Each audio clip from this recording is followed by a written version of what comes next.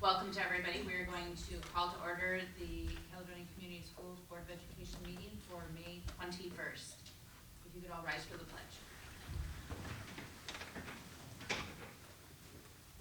I pledge allegiance to the flag of the United States of America and to the republic for which it stands, one nation, under God, indivisible, with liberty and justice for all.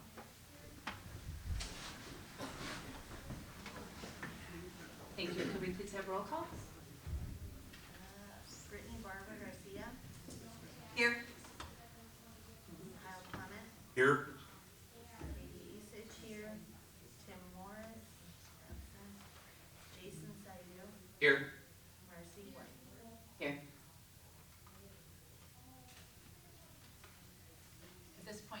At this point in time, I know this isn't typical for what you've normally seen at meetings, but we are going to go into closed session at this time due to circumstances with meeting with people.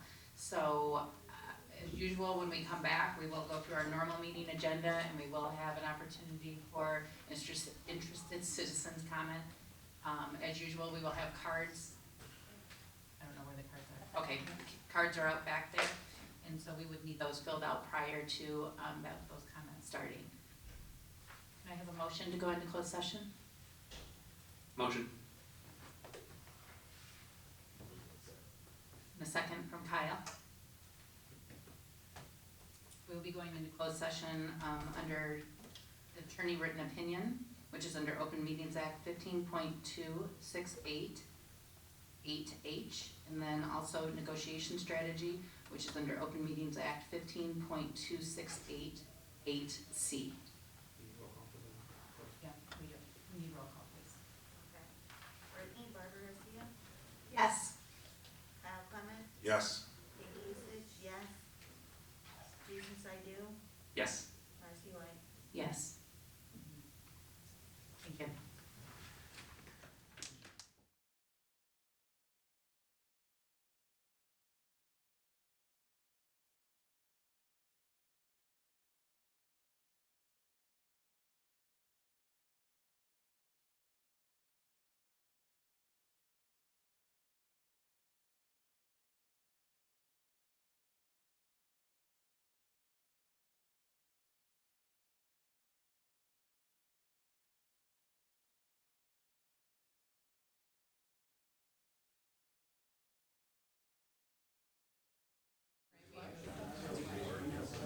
We are coming out of closed session now at 7:42. Thank you all for your patience. Again, I know there's additional people from when I went in, so if you are planning to speak at public comment, we do need one of these forms filled out. You will have 3 minutes in time which you can address the board directly, and no personnel issues would be addressed at that time. Please fill out your name and any contact information in case there's follow-up on that. All right, we are going to move on to 5, our consent agenda. We have the February 21st, 2022 minutes, March 2022 personnel report, and February 2022 payables. I move that the Board of Education approve the consent agenda as presented. I have a second. Second. Are there any questions, corrections, anything on that? All right, could I please have roll call?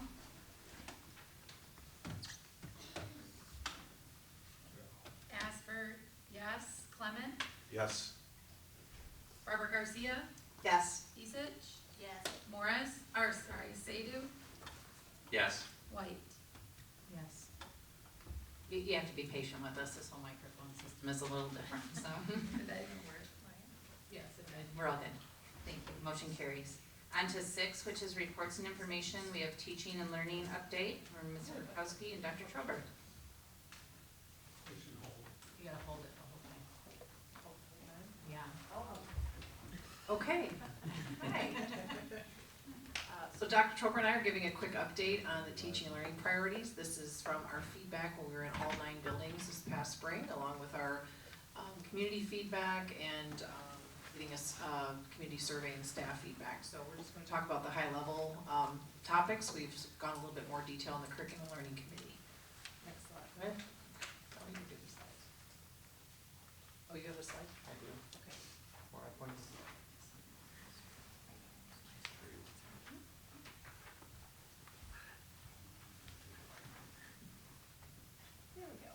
So what we're gonna be talking about is aligned to our strategic plan in our 4 areas. Also, we focus to staff that this really is a 3 to 5 year kind of planning mindset.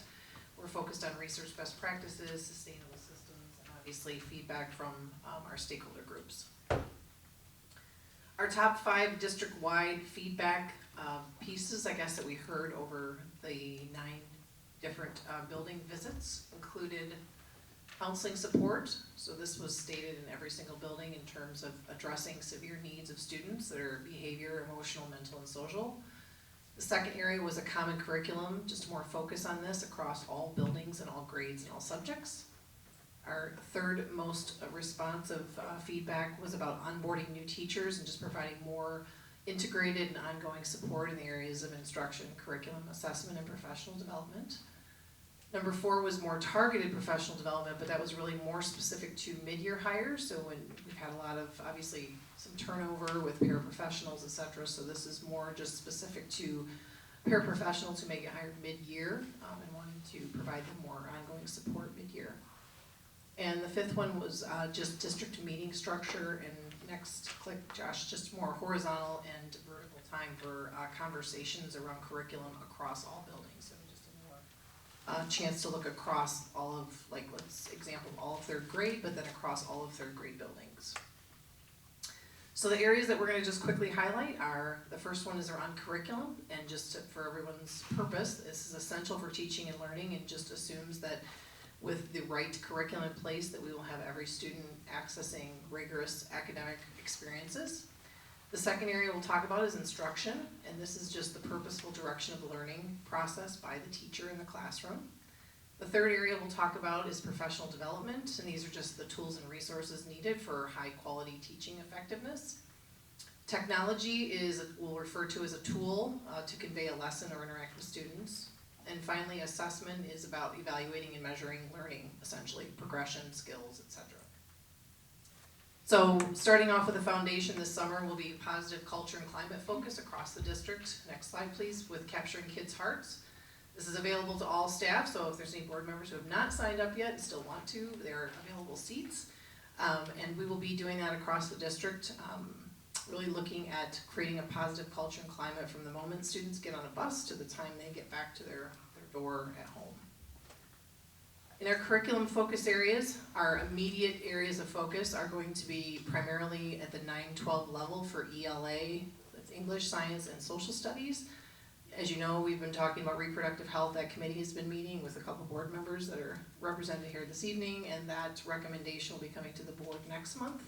We'll be focused on pre-K through 12 whole child education, and then we are revisiting our 7 to 8 year curriculum review cycle based on the listening tour feedback. So we had if you didn't know, prior to COVID, a 7 to 8 year curriculum review cycle, which is kind of off cycle, as you can imagine, with COVID. And so based on the feedback that we received from the tour, we will be revisiting that and sharing that with the Curriculum and Learning Committee very soon.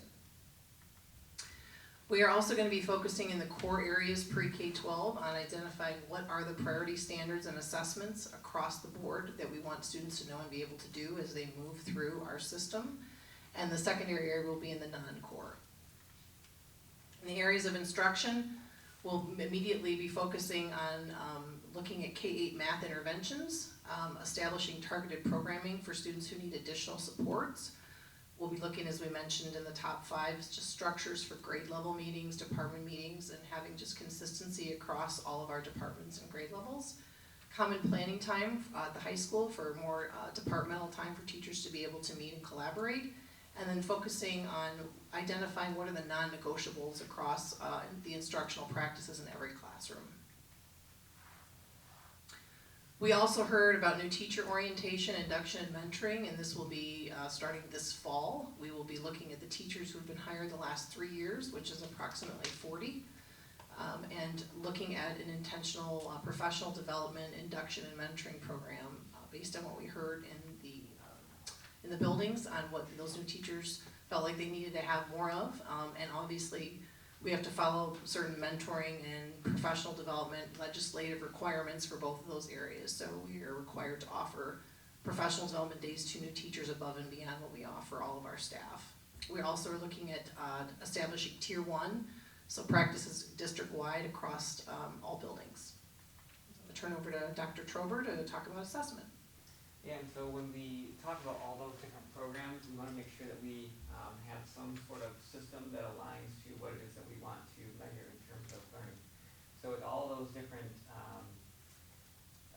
different tier one curriculum resources we're looking at over the course of the next year or two, not only will they provide, of course, the instructional materials, but they'll also make sure to provide us with the assessments that is going to help us with our assessment of the students.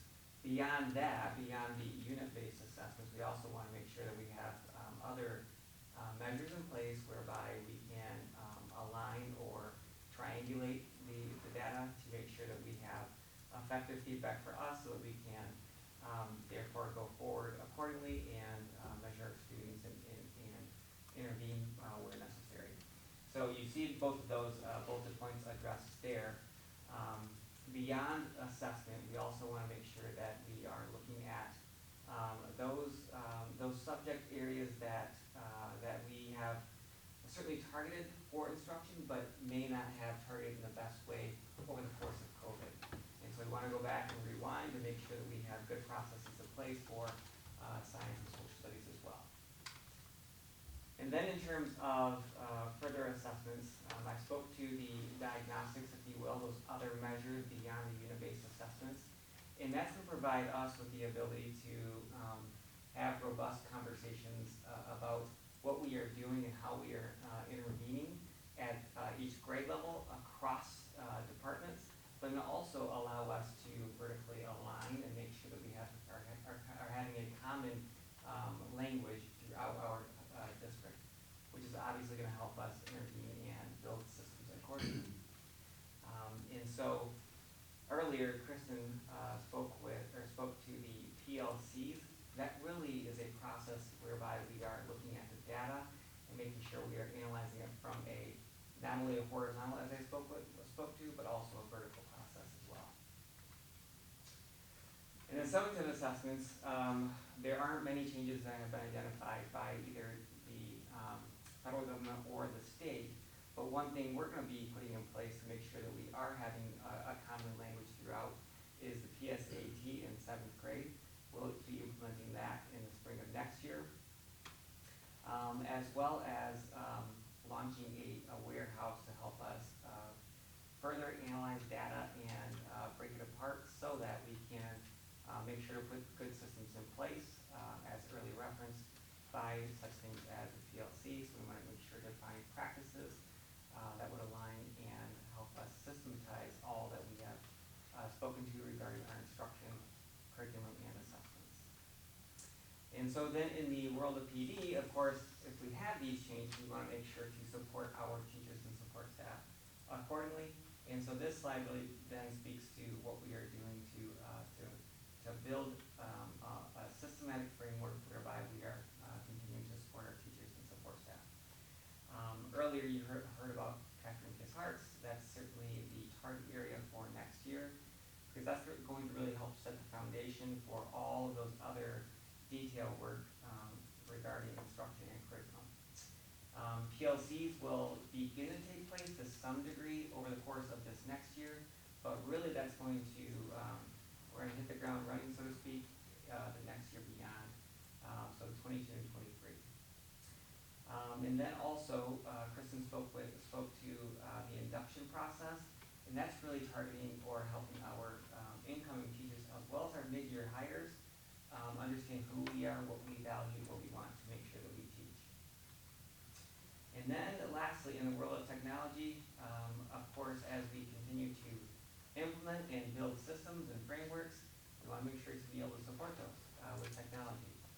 And so we are upgrading our wireless capacity, but also building security systems, making sure those continue to take shape so that we guard against any barriers. We are, of course, putting new devices in place in targeted grade levels, and then making sure that we collect or get back those materials that we do in fact distribute to students and or community members. So that effectively is a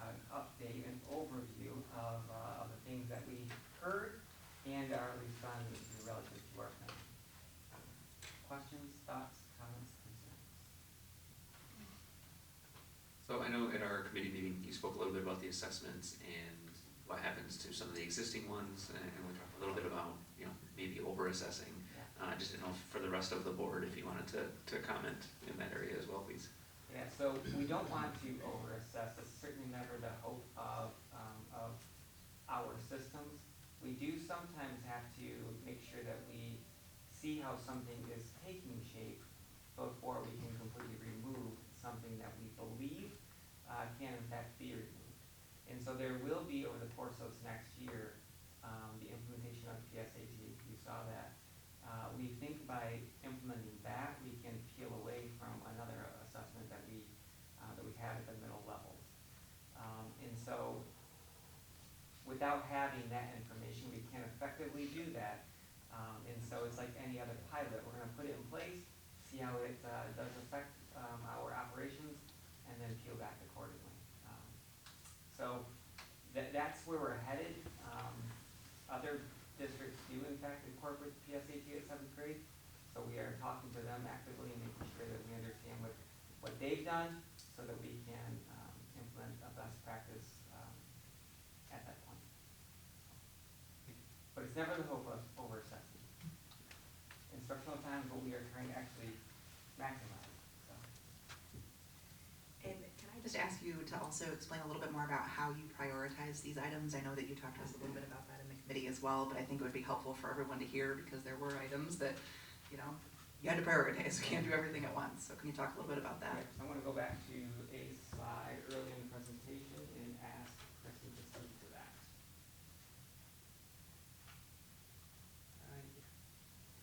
So we looked at these focus areas and we picked what were the top areas along with administration after we heard about them. There's other things that will be coming after this, but these are the focus for the next 3 to 5 years. We have things beyond that, and there's certainly, if these get done earlier, there are many things on the list, but these were the focus areas. We really tried to seek feedback in these areas. We got a ton of feedback in other areas that were not in these 5 areas, but we really wanted to focus around this and around that pyramid of teaching and learning model and tied to the strategic plan. So, not that those other things are not important, there's some simple things on there that we could address and we have already.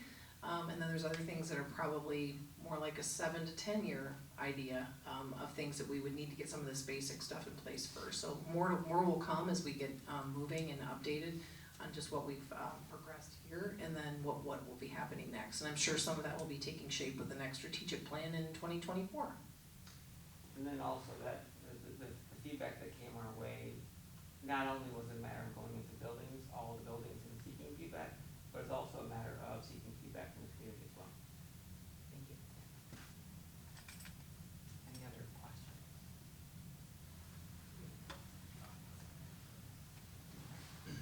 Thank you. We do appreciate the time that you put into this, and I did hear good things from the buildings as far as, you know, you're being in there and engaged and looking forward to this process. Absolutely. Thank you. We are going to move on to our discussion items, which is 7A, bond update with Mr. Hess and Mr. Wills. I will start off and bring Mr. Wills up for the dollar signs as we go forward. He's got pretty pictures, so you are ever so much closer than that Duncan Lake. Thank you. It's very nice. I really like it. So we're coming up on the 2-year anniversary of passing our $88 million bond. And in the past 18 months, we have done about $15 million of work. And last summer, obviously, was very busy. This will be the second full summer of construction that we have happening, and we are looking forward to quite a number of things happening this summer. It has been and will continue to be a very significantly challenging time in construction. We've all heard on the news regularly about supply chain, manufacturing delays. They just have really changed the way we think about and the way we operate construction. We have companies that say, sure, we can do that, 2025. Okay, that's a little outside my bond window. I need to move a little faster, so thank you very much. We'll be moving on. So the hardest examples of this have been huge structural redesigns for the community center and Dutton Elementary. They have really had us pivot very fast and very hard and make some hard decisions, but I think it worked out well.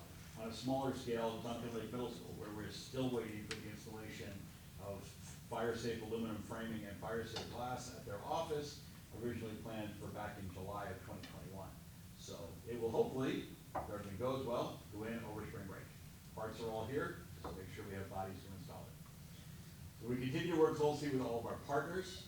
We still have excellent relationships with all of our partners, and things in that case are going very well. Our architects, our builders, our owners' representatives, our consultants all have been an integral part of helping keep us on budget and on time, even when you'll hear when we're over budget. But they've been really doing tremendous work working with the district and for us. So going into this second summer, thankfully we will begin to see Dutton Elementary and the community center both coming out of the ground this summer. They're just there. They're just a big looming thing in the room, but they're big long-term projects. The little things that we will see locally and more in our buildings that we have, we are planning doing a roofing replacement. We do have an item up for tonight on information and for voting, a roofing replacement at a number of buildings. We're looking at, obviously, technology upgrades throughout the district. We're doing some signage upgrades throughout the district, bringing all of our room signage up to the one standard sign for all of our buildings. That should help out a lot. We're looking to finish replacing all of the monument signs. The one out front is the model and is the basic, and that was what all of our buildings will have, hopefully at the end of this summer. Security is on for this summer. We will be looking at window film installation, and that'll be coming up hopefully next month to the board. And we are looking at some security landscaping features that will be going in. We'll be looking at some gates that will be going in to help in security and access control and student driver control for the end of the day at the high school. And lastly, we are working, hopefully we're going to finish out Duncan Lake this summer. We do have the fire glass and fire door installations that will be coming there. That was a requirement of the Bureau of Fire Services, an upgrade to that area that they originally, we had spoken about, approved, but then came back and said, no, we want to make some changes here. So we'll hopefully see all of that accomplished this summer. Again, there may be some material delays there, but we should get through it.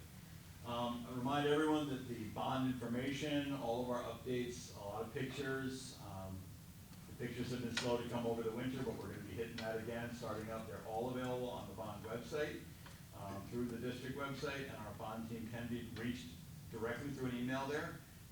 And this FAQ, we'd love to add to it. We have not had a lot of questions, and we'd love to get more because we love answering them. We love sharing information. So with that, I bring up Mr. Wills, who's going to walk through the colorful part of this. Thank you, Mr. Hess, and good evening, everybody. Welcome to your new home. It's great to be here. It's a little bit closer, more intimate conversation.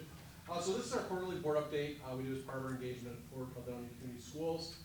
Really the three top priorities: safety, security, and upgrades at this Caledonian Community School facilities. New athletic complex. We do have some additional renderings, but I can see here on the right-hand side some interior shots going forward. So again, competition community use pool, meeting space, resource rooms, multi-use gym, indoor track, and wellness center. So as Mr. Hess mentioned, we will anticipate breaking ground here in the summertime, which would be great. Lastly, new Dutton Elementary. Again, we've got some conceptual site plans we want to show the board, talk about some options relative to some of the design considerations. So again, overall, it's $88 million program. Program one, we kind of consider your facilities. About $63 million to be spent in the next 4 years, I think it is, Mr. Reese. Along with the Caledonian Community Center, which is $25 million. We do have a two-firm approach. So Tower Pinkster and Crispin are really focused on the academic spaces, and then Stantec, C2AE, and Rockford Construction are really focusing on the Caledonian Community Center going forward. So as Mr. Hess mentioned, about $12 million is part of that, another $3 million of technology and infrastructure and other things that Mr. Hess just talked about. Again, a lot of great work was done. We've successfully closed those programs out. We actually have a change order credit coming back for unused general conditions and contingency, which is great, which we'll show you in the budget going forward. As Mr. Hess mentioned, design prime for parking lots was done. We were able to save some dollars there, kind of beating the market relative to increase of oil prices. So nice job of accelerating those programs holistically. And then flip side of that, obviously, is with the roofing. We'll show you some of the upcoming projects going forward. So a lot of work was done over that same period. So So again, just some interior renovation shots, not gonna go through these specifically, but you can see just like what a transformation from these spaces from where they were as part of the bond. We have a great picture of a parking lot, but again, you know, we figured it's focused here. But again, you know, again, really focusing keeping what that, I'll call it the low-hanging fruit as you start looking at these projects. So as you're designing the Caledonian Community Center, there's a lot of work that could get done going forward. So kind of looking forward, about $32 million in the next, call it 18 months. About $3 million at Caledonian, Evans Lake, Cattle Lake. Parish Ridge is gonna say, why only $1 million? It's actually the newest building in the portfolio, so obviously their physical needs are gonna be a little bit less. District-wide projects, as Mr. Hess mentioned, security film and hardware, roof replacement, interior signage. And then Dutton Elementary, we just received the design development estimate. We'll talk about the scheduling of why that's important going forward. So again, a lot of work taking place in the next 18 months. So again, new Dutton Elementary, for those in the audience, maybe people watching at home, you have the current site, about 10 acres of land, a little tight. Again, looking at the property that was purchased in February 21, about 27 acres-ish? 23.5. Of which will be developed will be the north half, and you'll see some designs, but again, we're currently in the design development estimate.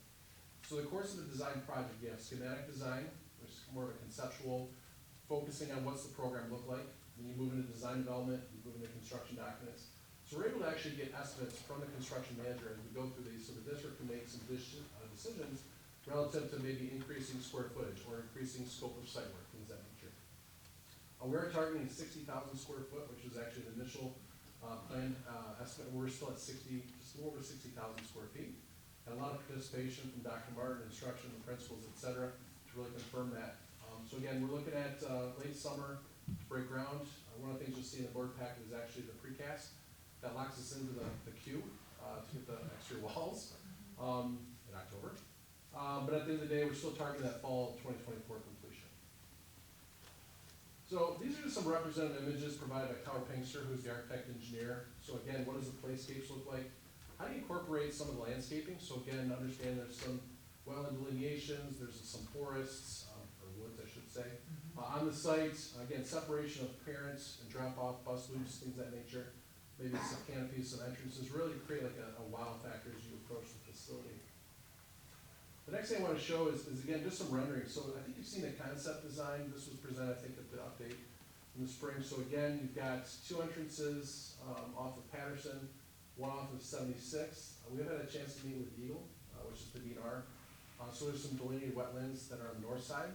So we've asked the architect to come up with options of not encroaching into the north side. So the good news is we have a design for multiple entrances. We have a design for the one major entrance you see off going forward. So tonight we're not looking for decisions, although we open up for questions and answers. And I think we've heard is we really like the idea of having multiple access points given the traffic.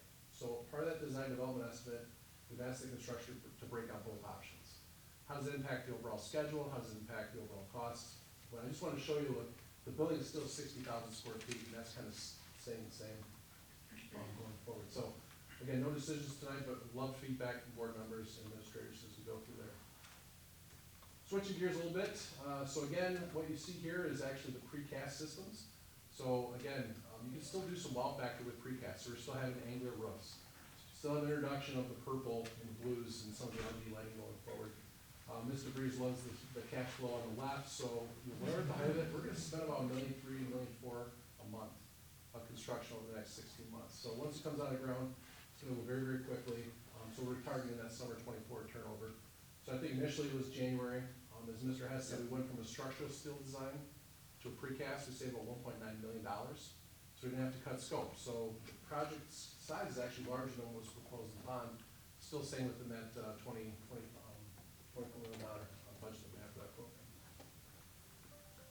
So program-wise, what you see is kind of the program one, which again is the facilities. Program two is more related to the Caledonian Community Center.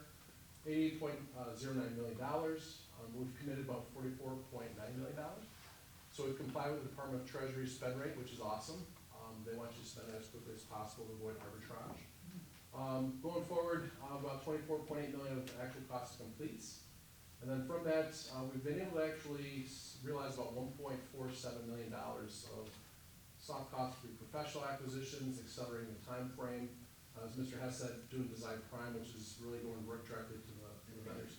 So we're obviously hoping to grow that, but as Mr. Hess mentioned, there's a lot of constraints and pushes for additional water main and some additional environmental issues and, from a landscaping standpoint. So again, I'm not sure why I did that in the presentation, but you kind of see the breakdown for both of those projects going forward. So at that point, I'm going to open it up for questions, thoughts, and comments relative to either programs, budgets, or STIP.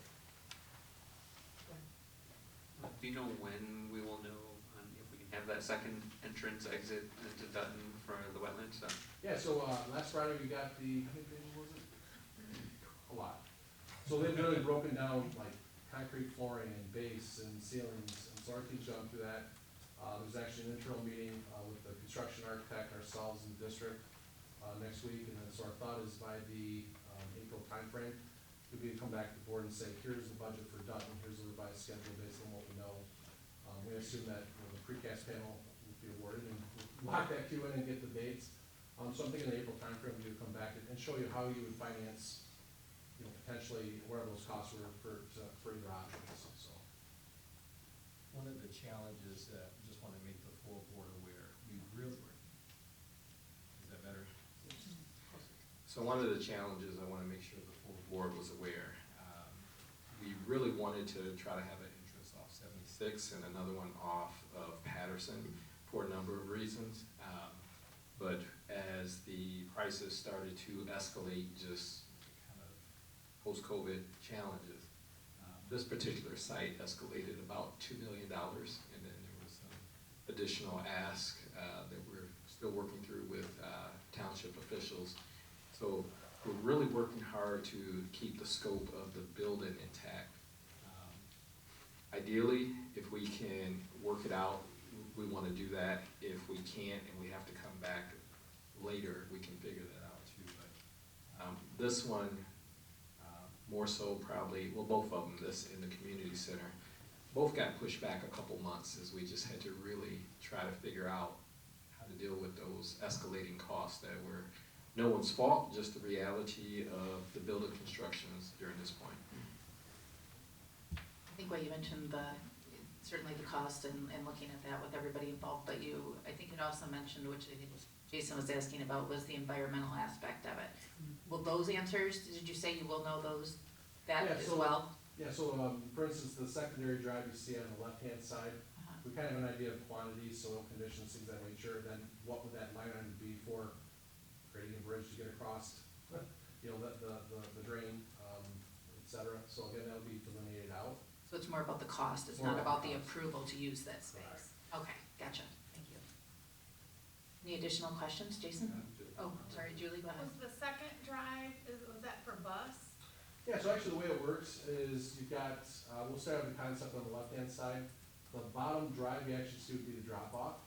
The secondary one would be for staff, long-term parking, obviously, additional staff buses. Again, we know the facility can use 7 days a week, so it's primarily for buses, but then when the buses aren't there, so it's kind of a multi-use. The one you have on the right is more of a 3-lane configuration, still separating the drop-off, parking, and the buses, which is what the state really wants you to do.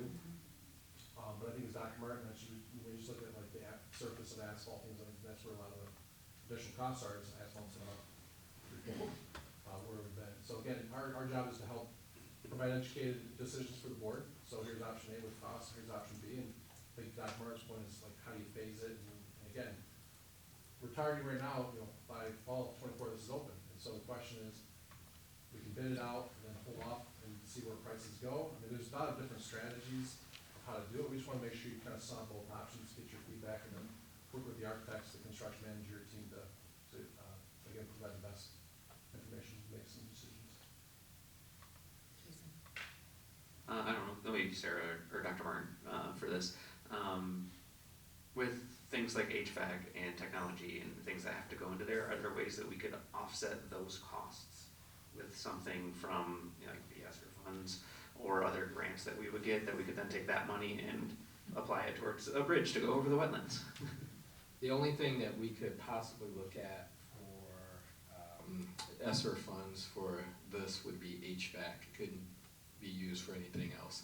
And I don't think we can pay for all of the HVAC, and I think we probably have to be careful because it's a new construction. So it's not upgrading an old facility. Okay. So Yeah. I double checked that HVAC one, they're shaking their head like, I think so. We're all shaking our heads. Okay. Yeah. Doesn't fall that. Something else if we could peel away. That's great. However, we are looking for every grant opportunity we can, local and otherwise. Are there any other questions for either one of them? We saw sponsorships for that new driveway and the bridge, the Chick-fil-A bridge over the There wetlands. you go. Environmentally, I know that came up, I just want to share that environmentally, the Eagle, Great Lakes and Energy, whatever they are now, the former DNR, they will allow us an offset. So if we have to use an acre of land here, it's a part of the cost of building this to purchase potentially an acre of land somewhere in Grand Rapids and preserve that through Eagle as a wetland or as a, nature-wise. So we're working hard with them to try and make sure our offsets are, apples to apples. Obviously, we don't want to go crazy and go too far. But we're already working, now if you look at the design on the right, the gray area inside the one parking loop, that's a wetland that we are preserving because of Eagle. So, and there is a wetland along the Patterson Road side as well. So we're working with them very closely to try and preserve that as much as possible. All right, thank you very much. We appreciate both of your time. All right, we are going to move on to 7B, which is the preliminary budget. Mr. Rees?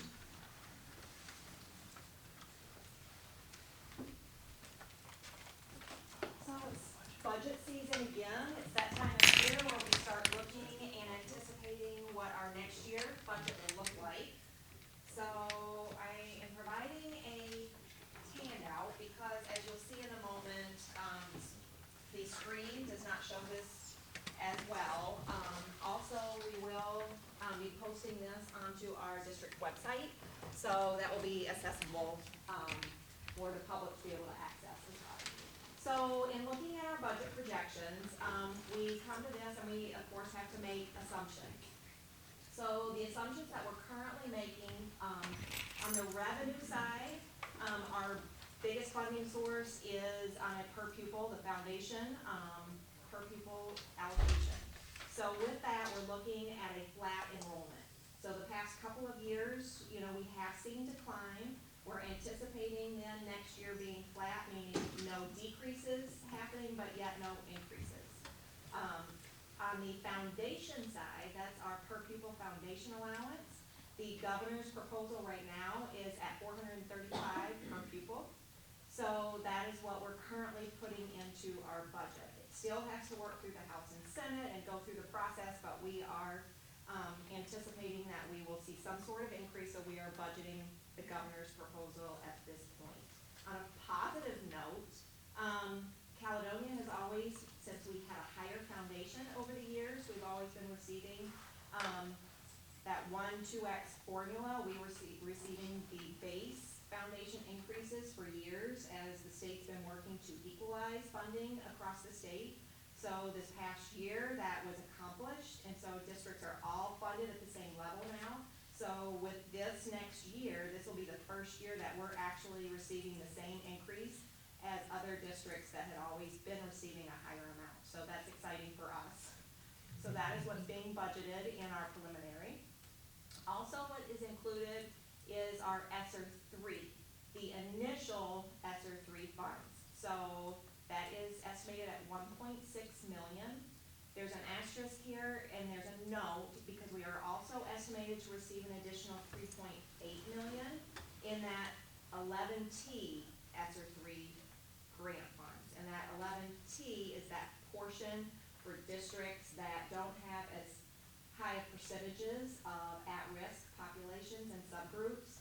So our allocation of the original ESSER 3 was less, and so the state put this 11T kind of to equalize, so all students across the state would receive at least $1,093.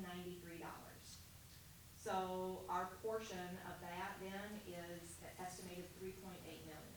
That 3.8 is not included in this preliminary budget at this point.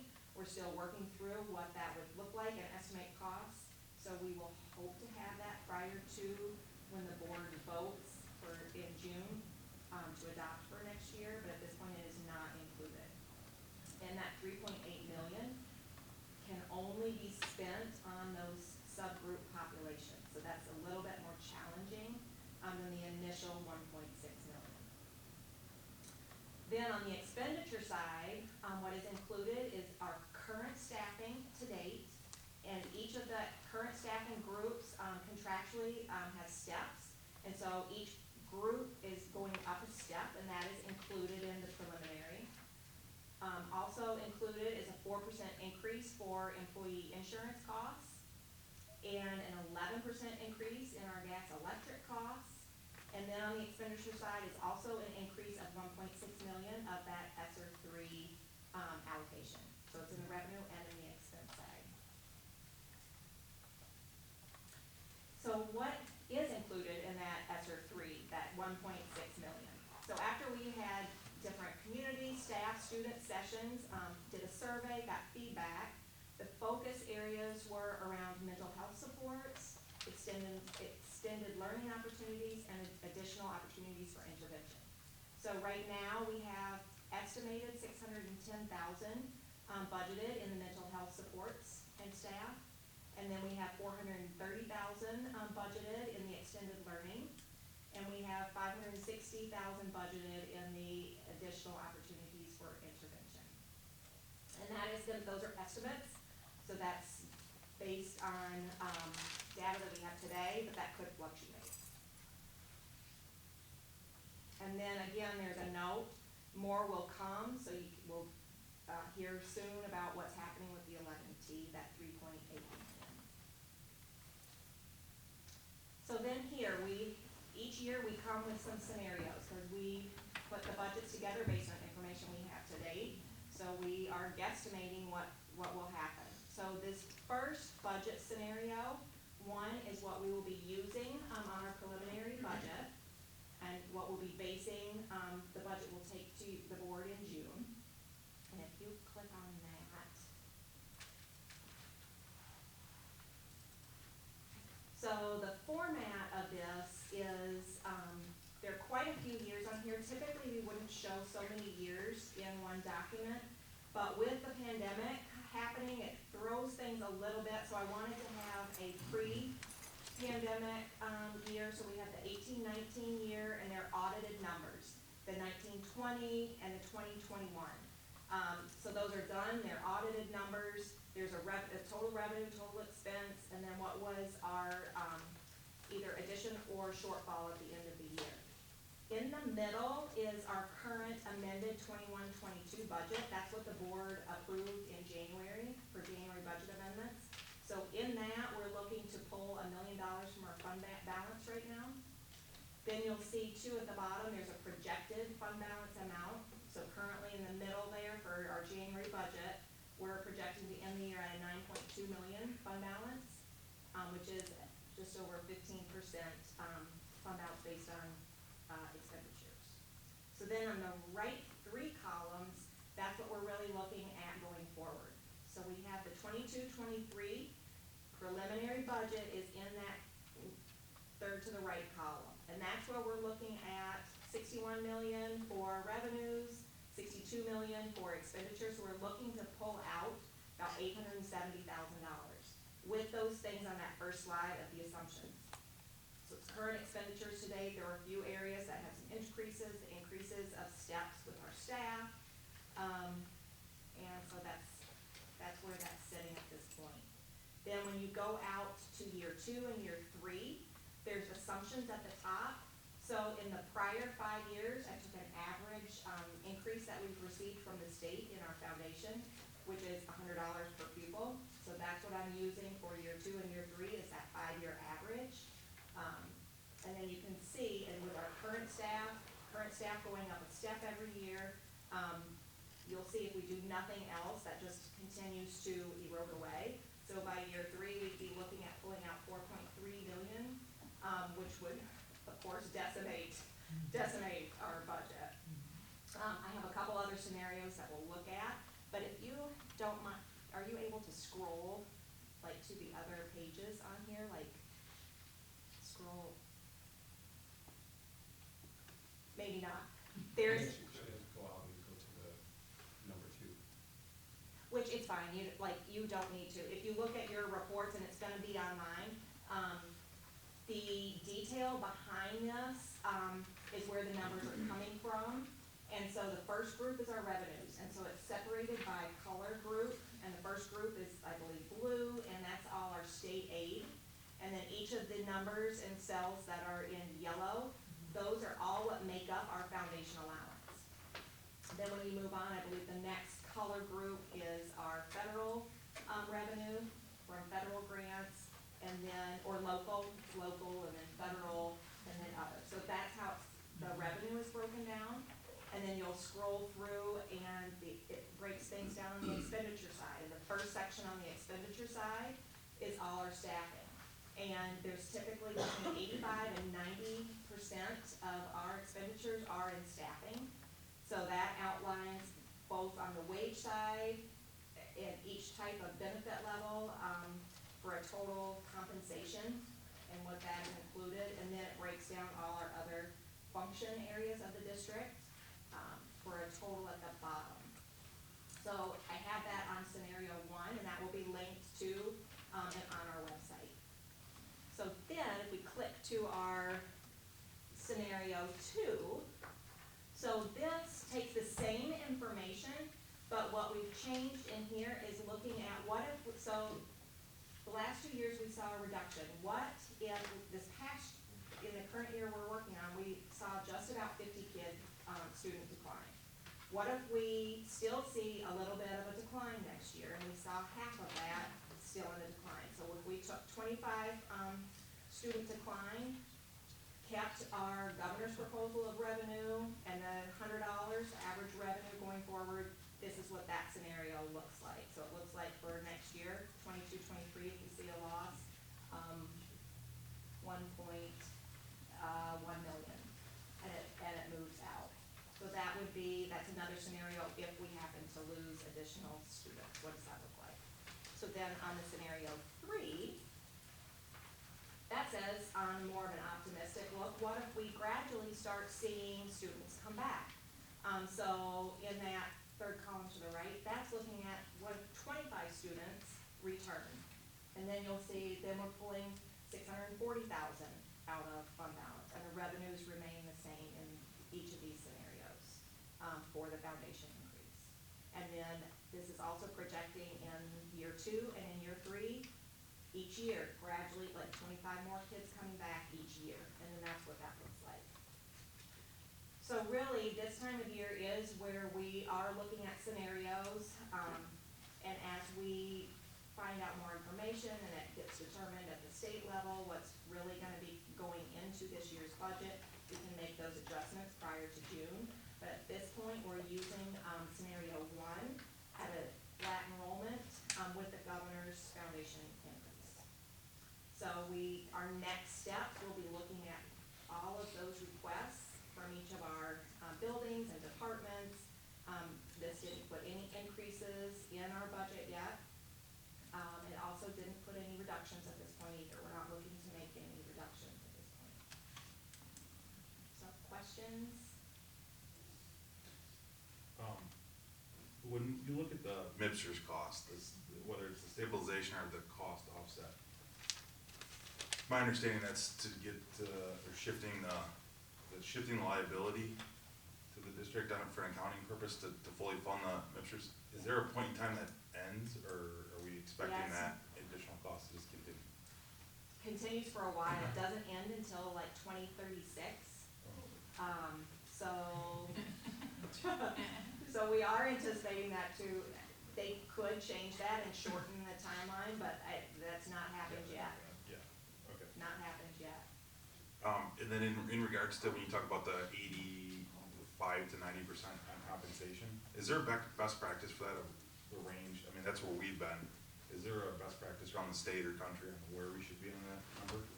It's typically right around that 85%, and we had brought to the board, it's probably been a few years now, but there is a chart that we have with, the data till it used to be IDEX and, I believe Unitrex who we're with now to do the same thing.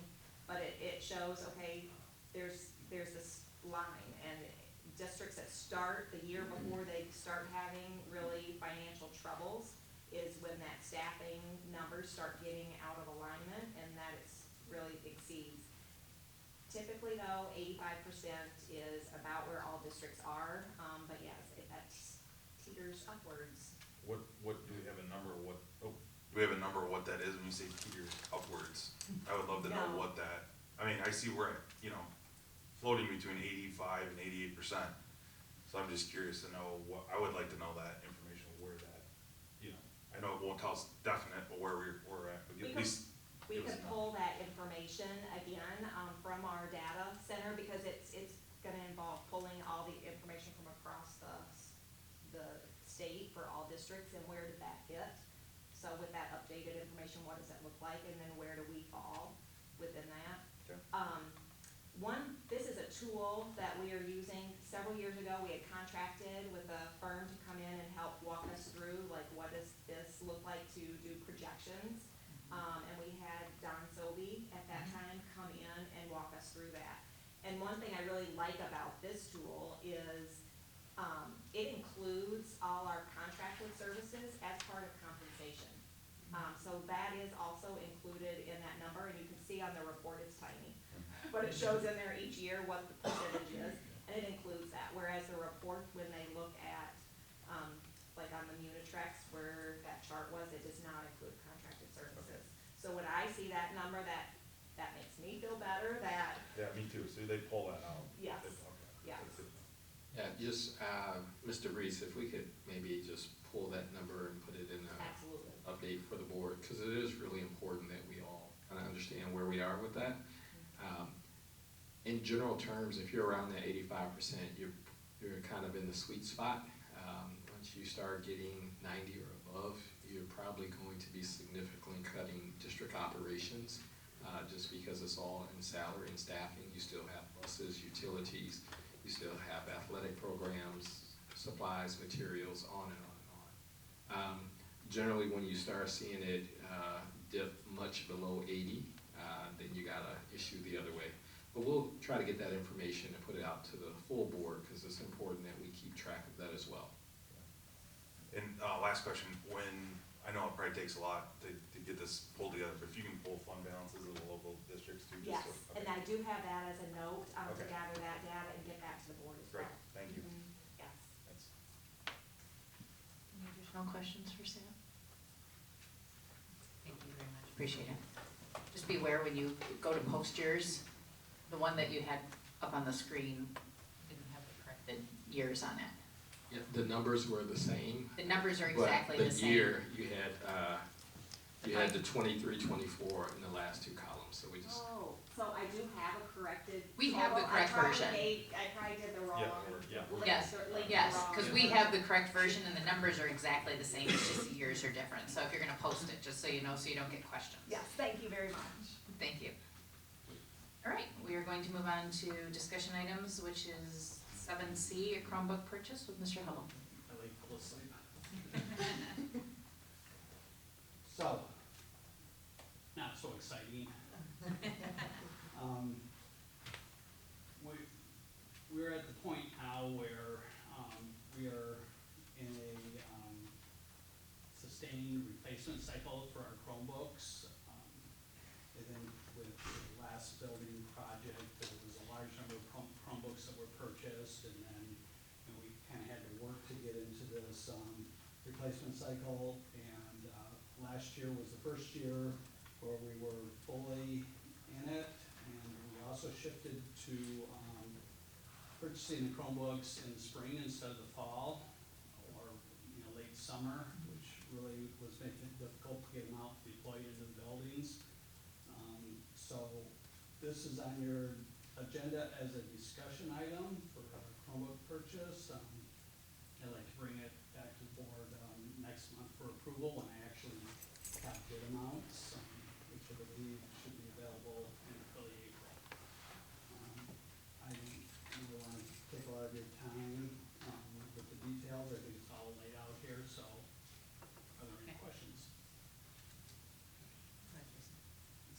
replacing 1,000 of them roughly every year. What are we doing with the old ones?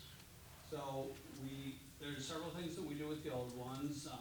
One of the things is because a lot of the parts are compatible, like the screens really haven't changed over the last 4 or 5 years. So any good screens that we pull, keyboards that we pull, we use as spare parts for when they get broken on the ones that are in service. And then we sell used Chromebooks to a company called Tech Defenders. So they come in and they actually go through a complete evaluation process. And what we sent them this year, we just actually got their offer about a week ago. We're getting $16,000 back from last year's retired batch that we didn't pull screens and keyboards and stuff out of. And then the last amount of them are just pretty much pure recycling. Any additional questions? Just one kind of unrelated, sorry. Sorry, I know, related-ish, I promise. Is the insurance plans that were offered, are those gonna continue to be offered Yes. year over year for the new Yes. Chromebooks too? Oh, That is the plan, yes. Any other questions? We will look for more in the minute to come then, thank you. Alright, we're moving on to 7D, which is administration high density storage, Mr. Hess. All right, when this building was built, we had a large room that we did not do anything with, looking to determine later the qualities and quantities of storage and what that would look like as we moved over here. We have found that we can put in about 720 line feet of storage in a very small space using what's called high density storage. These are racks that slide back and forth, providing one lane at a time and access. This compares to the 729 line feet we have available at the old administration center in a room that's about 3 times the size. So very efficient use of our space, a good way to go through it. Challenge in this was the bidding or quoting process to get this done.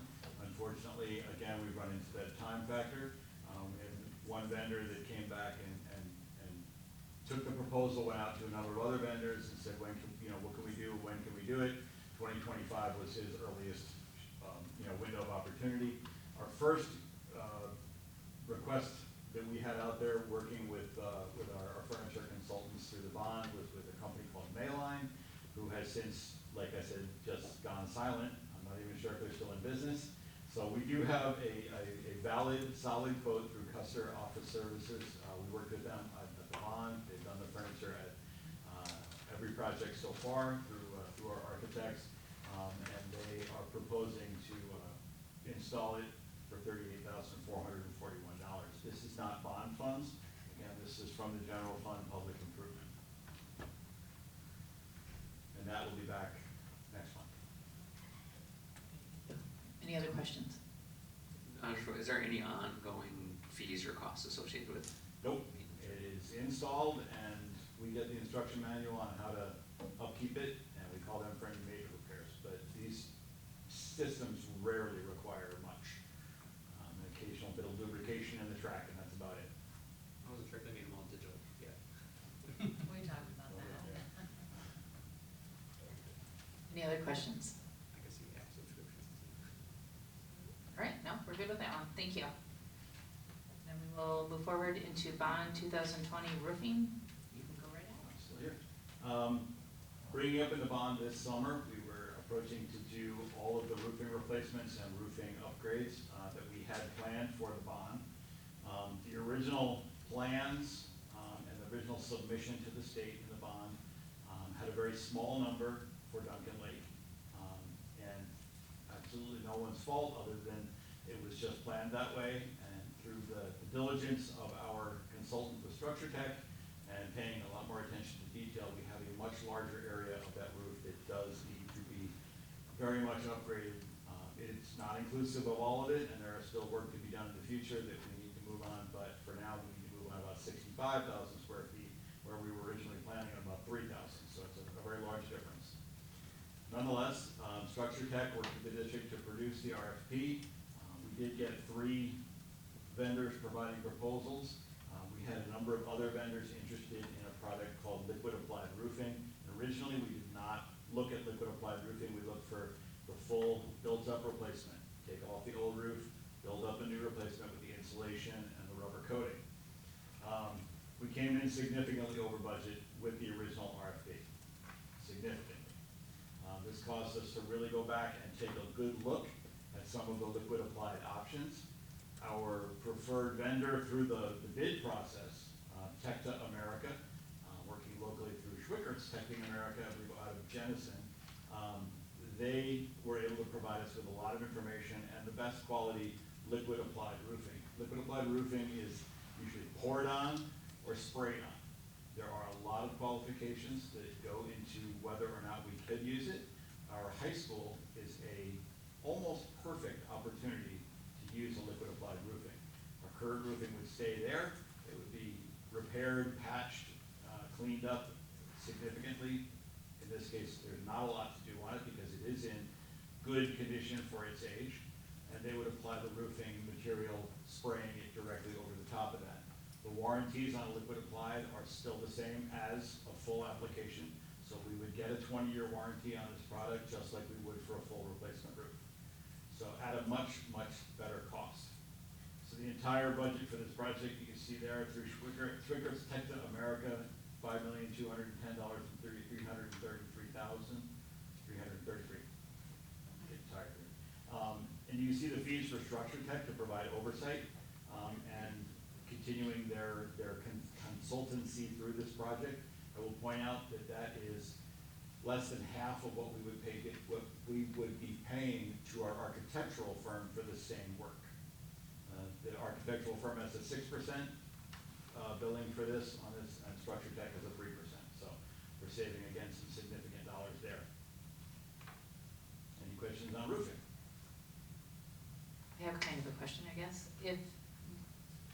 What would be the drawback in doing this? If you kind of eliminate it from your scope to begin with, does that make sense? The drawback of just eliminating it, period, is that the roof on the high school will fail.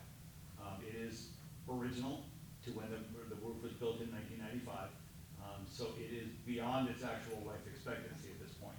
The good thing is that there's nothing higher than it nearby, so nothing has been routinely striking it, which we have with our other buildings. Regularly, nothing falls on it except the occasional bird, and the occasional tennis ball, and those don't really make a difference. However, it is at a point where it would begin to fail and would begin to rot, and we would be faced with far more costs trying to do a full replacement. At this point, we don't have to. We can do this liquid applied and save that. Jason? Where does the roughly 5.4 million sort of line up with what we had projected going off of the bond? If anybody wants to do the math, 1540 per square foot times all those numbers. Actually, the 5 million inclusive of the Structure Tech fee brings us in about 300,000 to 400,000 under budget from the bond. So that's another 300,000 we can put someplace else when we get a chance to. So, yeah. I was just gonna ask, aside from cost, is there anything else that we need to be aware of with applying the liquid roofing as opposed to a standard roofing? There are lots of things to be aware of. Most of them are in my world. It's a product that's only been available on the market since the mid-90s. So if you look at that, very few of them have gone into that full 20-year warranty yet. It has undergone a lot of changes in this 25-year span since that introduction. The originals were polyurethane and some really interesting chemical combinations. They've moved through vinyls. This one is my brain has to provide it. What is it? This one is neither of those two. It's my brain just lost it. I apologize. It's neither of those two. It's a newer product. So yeah, there are lots of questions. We did a lot of due diligence very quickly on this. Plant Moran Cresa was very helpful. Our builders have been very helpful on both teams, even the folks that aren't doing the work. They've been very helpful in getting us in touch with a lot of people who are applying it now and have applied it over the past few years. So it's well-researched, but at the same time, it doesn't have a long history. And are you applying this to all of the roofing? No, that needs this will be to just the high changed? school. Just the high school? Just the high school. The Everything rest of- else will be standard. Thank you. And that was finished in 2005, the high school. Yeah, sorry. Just want to make sure we got that date. Yeah. Any additional questions for Mr. Hess? Jason? And just, do we know of any other schools that are using the liquid applied roofing? Yeah, there are a host of them. Actually, Grand Rapids Public Schools is using it a lot currently last year and this year. And there are a variety of them around the state that we've spoken to. None have had any issues. They're all very satisfied, so. Are you're, when it comes to the warranty situation, you feeling confident that who we're working with will be around? Tecta America will be around. Yeah, they are a very large company nationwide. Schwickert's may not be, but Tecta will definitely be here. That was one of the qualifications we had. There were several other companies that we could have gone with that we weren't as comfortable with. To answer that question, yeah, we were not. Anything else?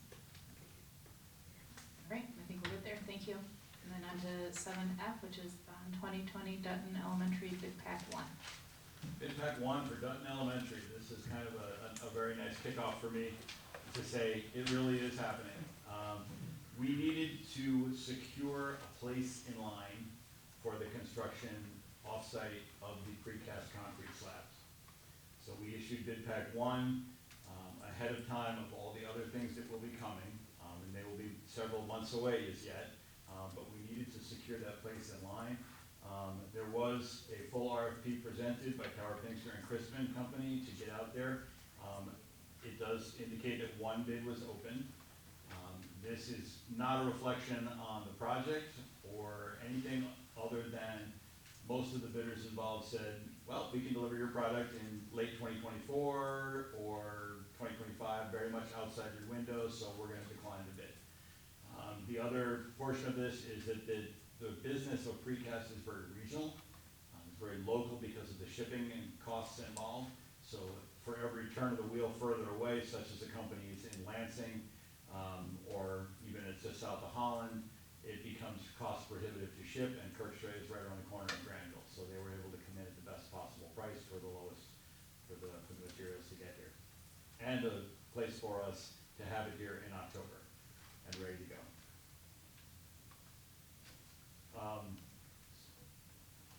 Yep, nothing else on that. Everything's in the recommendation, so. Any questions for Mr. Hess on that? All right, thank you very much.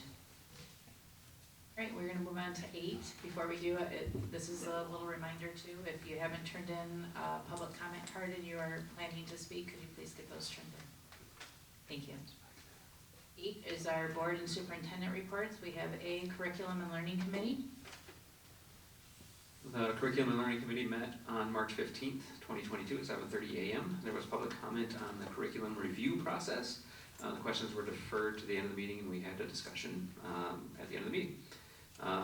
During the meeting, Dr. Trober shared the process and upcoming recommendation to the board on the reproductive health curriculum review. Ms. Perkowski and Ms. Honister reviewed district attendance information on chronic absenteeism prior to COVID-19. Policy and current practices were shared and discussed. Parent and community communication recommendations for the 2022-23 school year were shared and will be implemented moving forward. There will be further discussion on our attendance policy at the next board policy committee meeting. Ms. Perkowski provided an overview of the teaching and learning priorities that was shared with district staff during the March staff meetings. The teaching and learning priorities presented is aligned to the strategic plan focus areas of teaching and learning, whole child, whole community, fiscal sustainability, organizational coherence, and systematic improvement, and has a 3 to 5 year planning mindset, is focused on researched best practices and sustainable systems, and includes input from multiple stakeholder groups, including staff, students, and community. Ms. Perkowski also shared an overview of a 3-year implementation to new teacher onboarding, mentoring, and instructional coaching, which will begin during the fall of 2022 to fully meet legislative requirements for mentoring and professional development around supporting new teachers. Dr. Martin, Ms. DeVries, and Mr. Kingsbury shared an agenda overview from the Finance and Operations Committee, which met on March 17th, and the meeting adjourned at 10:05 a.m. The next Curriculum and Learning Committee meeting will be held on April 12th, 2022 at 7:30 a.m. Thank you. Are there any questions for that committee? All right, thank you. 8B is Finance and Operations Committee. Julie, do you have it? Finance and Operations Committee convened at 7:31 a.m. with all board members present. Mr. Hubble discussed the purchase of Chromebooks as part of the yearly replacement cycle. The Technology Department would like to purchase 1,100 devices at a cost of approximately $250 per device. Anticipated vote for this purchase will take place at the April board meeting. In addition, Mr. Hubble shared the associated bids that returned for the summer 2022 high school AV work, which includes audiovisual equipment in the Caledonian Community Schools High School South Campus Learning Commons and audiovisual equipment in the Caledonian Community Schools High School Band, Orchestra, Choir, and Wood Shop rooms. The Technology Department recommends awarding the contract to Parkway Electric in the amount of $91,300. Ms. Perkowski gave an update on the Curriculum and Learning Committee meeting, which took place on March 15, which we just heard about. Operations is recommending the award of a contract with Custer for the purchase and installation of a high-density storage solution at the administration building. The cost of the system is $38,441.54. Mr. Hess also shared a report on the 2020 bond roofing project, which encompasses parts of CHS North Campus, Cal-Al, Kettle Lake, Emmons Lake, and Dutton Lake Middle School.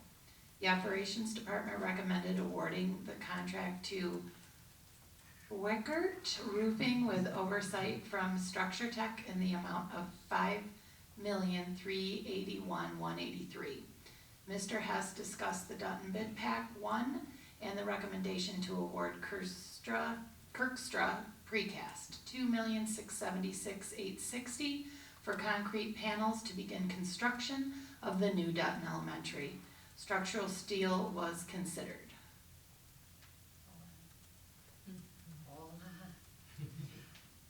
Structural steel was considered, however, the additional $2 to $3 million cost is significant and not sustainable to the bond budget. Thus, precast was selected. Mr. Hess and Mr. Wills from PMC provided a 2020 bond update to the committee. Ms. DeVries gave an update on different preliminary budget scenarios. The meeting adjourned at 9:10 a.m.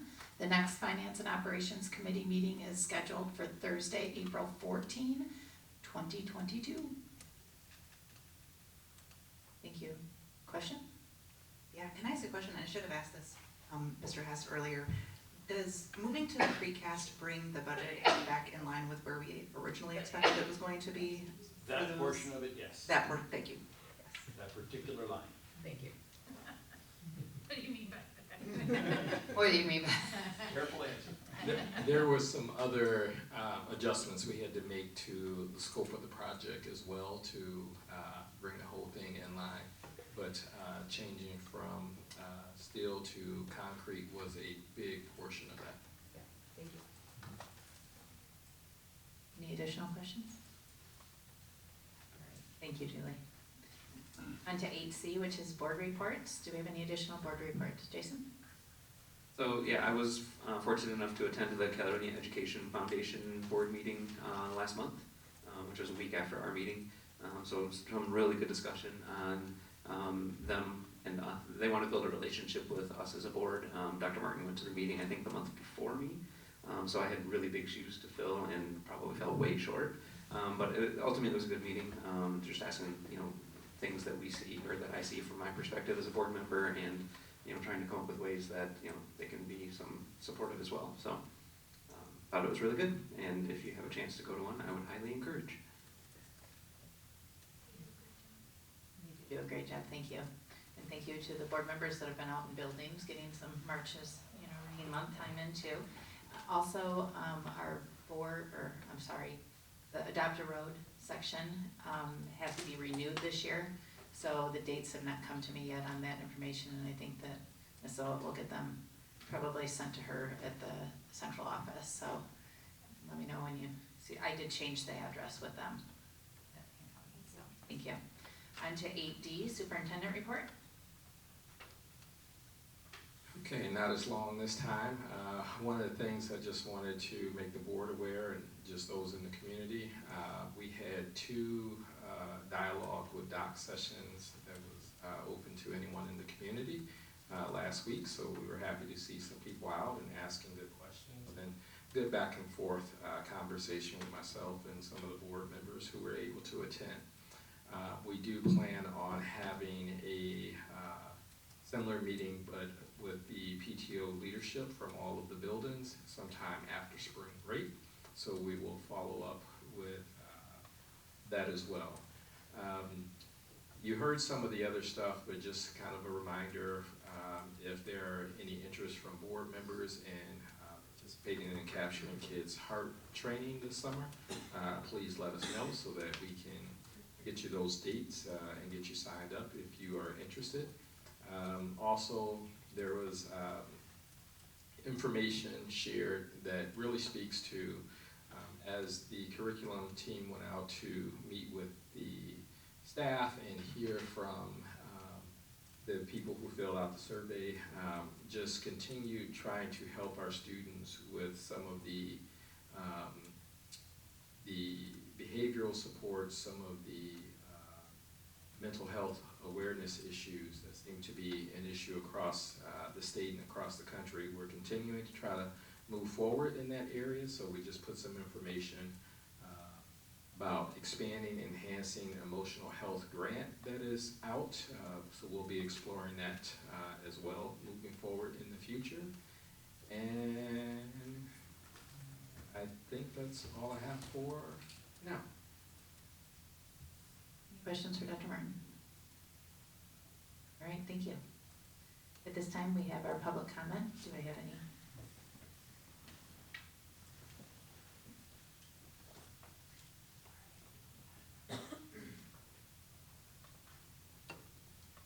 Betsy?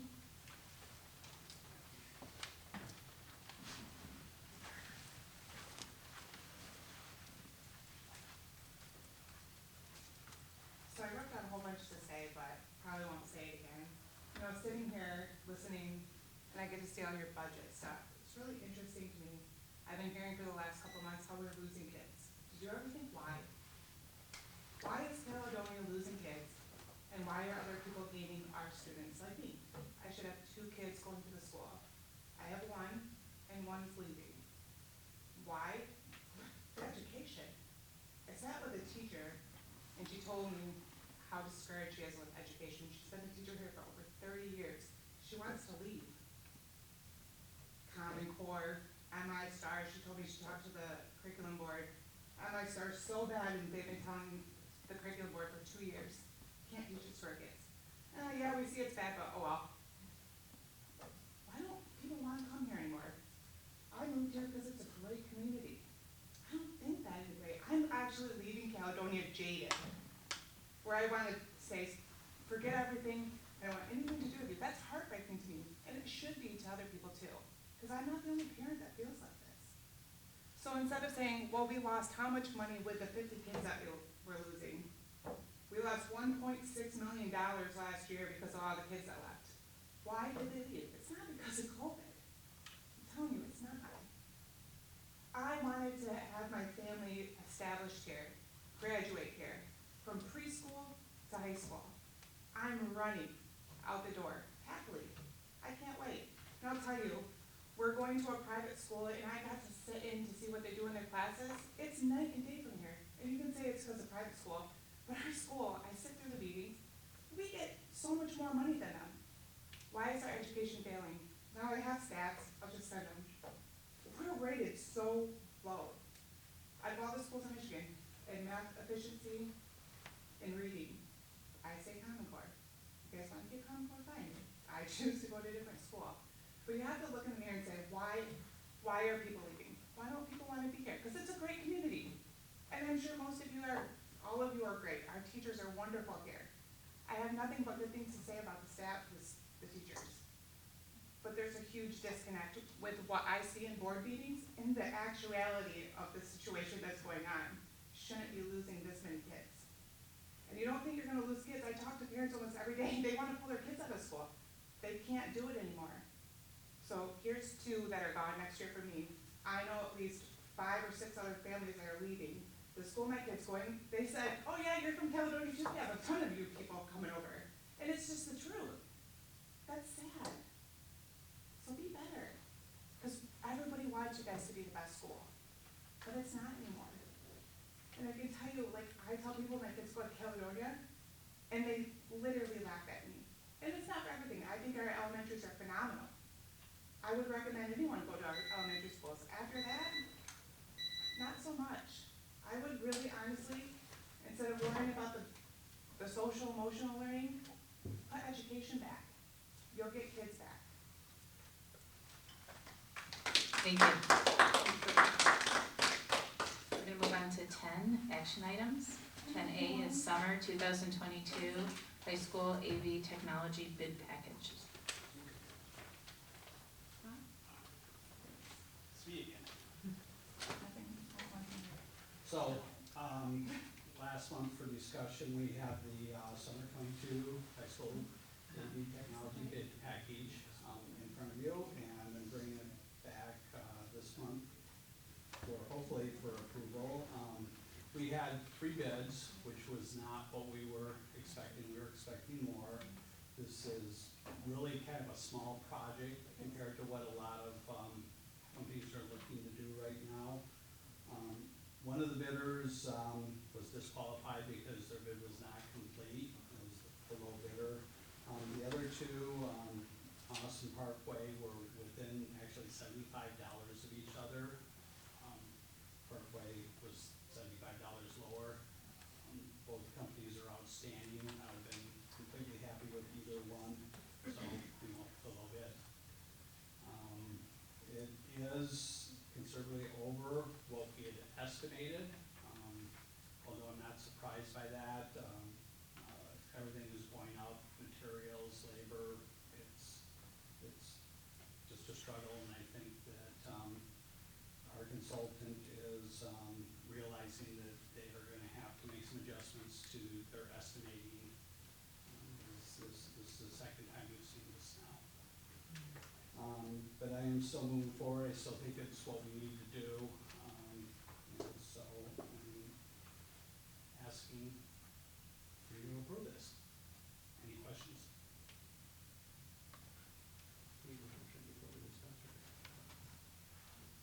We can bring a motion, but if you do have questions for him this time, you can do that as well. So in the packet we have, it said that there was a small change in the scope of work between the original and then what was that actually, what was that? That was putting in data drops for strobes for our alerting system, our emergency alerting systems. We're putting strobes in the band, choir, orchestra, wood shop, and metal shop rooms because the locations that may not actually hear the announcements when they go off. It's a visual alert. Thank you. Any additional questions? Okay, thank you for the clarification.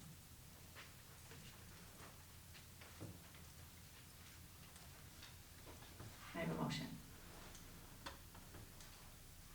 I move that the board approve the superintendent and/or designee to enter into final negotiations and sign contracts with Parkway Electric and Communications for the summer 2022 high school AV technology projects as recommended. Have a second, please. Second. Any further questions? A roll call, please.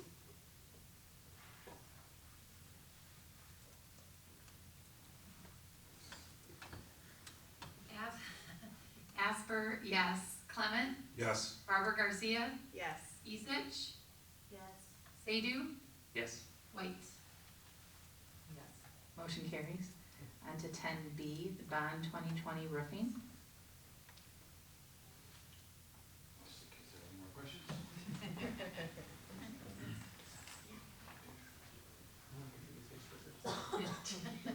Can I have a motion, please? I I move that the board approve contracts for the installation of roofing materials to Schwickert's, Acta America LLC, and Structure Tech for the 2020 bond 2022 district roofing projects as recommended. Second by Kyle. Are there any further questions? All set on that one, can we please have roll call? Asper, yes. Clement, Yes. Barber Garcia, Yes. Isich, Yes. Sadu. White. Yes, motion carries. 10C, Bond 2020 Dutton Elementary Bid Pack 1. I move that the board approve the Chrisman Company to initiate a contract for structural precast concrete with Kirkstra Precast for the Bond 2020 Dutton Elementary Bid Pack 1 as recommended. May I have a second, please? Second by Katie. Any further questions for Mr. Hess? Again, thank you for the work on pivoting with all of this with the committee. I know it's been a lot, so. We get walls. Can I have roll call, please? Asper, yes. Clement, Yes. Barber Garcia, Yes. Isich, Yes. Sadu, Yes. White. Yes, motion carries. Thank you to all of you for coming. Sorry about having to do our closed session at the beginning, but we appreciate your patience. I just need a motion to adjourn, please. Motion. Second? Second. I always get tired. Got it. All in favor, say aye. Aye. Aye. Any opposed? Thank you.